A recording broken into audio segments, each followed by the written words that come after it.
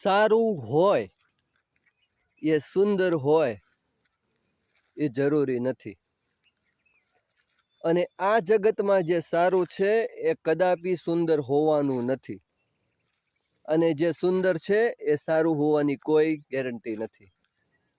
આપણે એક માનસિકતા બાંધી લીધી છે મિત્રો, કે જે સારું હોય છે એ સુંદર હોવું જોઈએ, આપણને ગમતું હોવું જોઈએ, આપણી રસ રુચિને અનુરૂપ હોવું જોઈએ, પરંતુ આવું થવાનું નથી. સારું છે બસ સારું છે, એમાં સુંદરતા ન શોધો,